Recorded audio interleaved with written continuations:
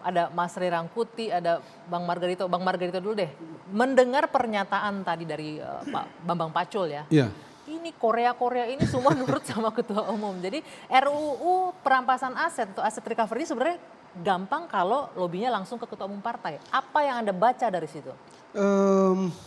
Suka atau tidak suka, apa yang dibilang oleh Pak Bambang itulah realitas yang sebenarnya dari tatanan pembentukan undang-undang kita, tatanan ketatanegaraan kita, atau tampilan praktis ketatanegaraan kita dalam hal pembentukan undang, itulah yang dinyatakan secara gamblang, secara official oleh Pak Bambang. Kita tidak bisa tidak mengesampingkan kenyataan itu. Memang begitu itu. Kenyataannya bahwa memang kepentingan partai lah yang paling utama. Memang iya. Wah, kasihan rakyat kalau memang gitu ya. Iya.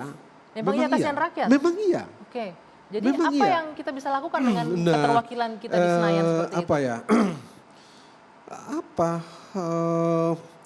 soal seperti ini kalau saya keluar sedikit ya, pernah diteliti oleh salah satu mantan jurnalis hebat dari Chili namanya Sapa Vergara itu. Dia menemukan kenyataan bahwa dari Romawi kuno sampai dengan saat ini, baik demokrasi liberal maupun demokrasi liberal maupun otoriter, itu hasilnya sama, dua-duanya berpihak kepada oligarki. Dari dulu. Jadi hampir tidak menemukan jalan keluar. Dia memang menawarkan satu jalan keluar, tapi dia sendiri ragu dengan jalan keluar itu. Akhirnya ya dia bilang, ya kira-kira persis seperti yang Pak Mahfud bilang terakhir tuh. Oke, ya partai ini begini, partai politik kita ini ya begini ini, DPR kita begini ini, tapi ya sudah lebih baik ada daripada tidak ada sama sekali. Lebih baik DPR seperti itu daripada tidak ada sama sekali gitu. DPR. Memang itu. Anda tahu, Anda jangan berpikir bilang DPR yang hebat-hebat itu ya, kayak di Amerika Serikat itu. Anda tahu, kita ambil yang paling kecil gitu ya. Undang-undang tentang Bank Sentral Amerika Serikat itu dibikin tahun 1913 gitu ya. Sebelumnya itu Anda tahu nggak undang-undang itu dirancang oleh para oligarki, dirancang di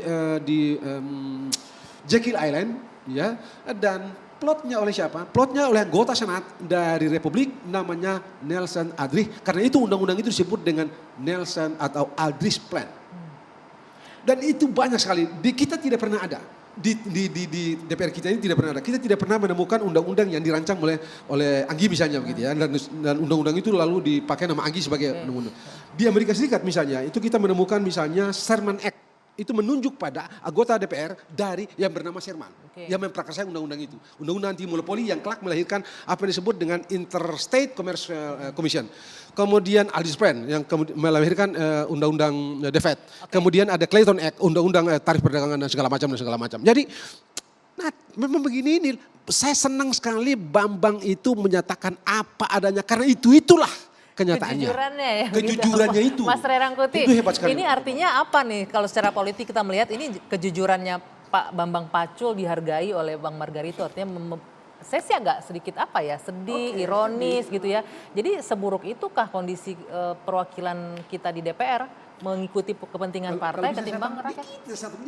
Satu hari kita di MPR ada seseorang pejabat besar. Saya tidak usah sebut namanya karena nanti tidak enak itu. Tapi itu official. Saya bilang bla bla bla, dia bilang Margarito enggak begitu. Ini Republik, udah deh lu cari aja jadi ketua umum partai, udah beres kok. Udah jadi kita posisinya di ketua umum partai. Iya. Jadi yang mengendalikan negeri ini ketua umum partai. Nah, itu pejabat loh.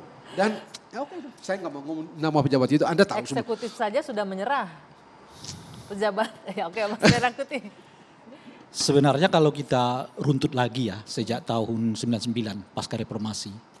Saya kira untuk anggota legislatif yang boleh disebut paling patuh pada ketua umum itu terjadi di era sekarang ini. Yaitu 2019-2024 gitu. Tahun 99 itu euforianya memang tinggi.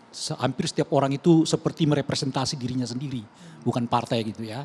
Itu 99. Bukan representasi diri sendiri, bukan rakyat juga ya, diri sendiri. Iya, yang saya mau katakan itu bisa saja ia merepresentasi suara rakyat, tapi kemandiriannya sebagai anggota DPR itu terlihat. Karena masih euforia reformasi kali Karena ya. Karena ada semangat itu. Ya. Di 2004 menurun, 2009 masih ada terlihat, misalnya kasus Bank Senturi, ada 2-3 orang yang berbeda pandangan dengan praksi, ketika saat itu misalnya, kalau PKS kan setuju ya kan.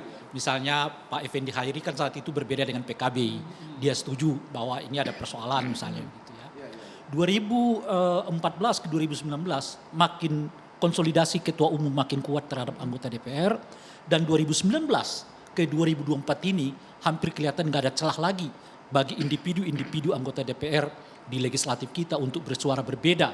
Bukan hanya persoalan yang terkait dengan profesionalisme mereka sebagai anggota DPR, tapi secara umum keputusan partai politik, entah itu di ranahnya di DPR maupun ranahnya di luar DPR, itu hampir tidak ada Apa kelihatan penyebabnya yang Mas Rey berbeda. kalau Anda melihat sebagai pengamat politik? Kenapa menurun ini? Ya, Lebih kuat konsolidasi ketua umumnya kenapa?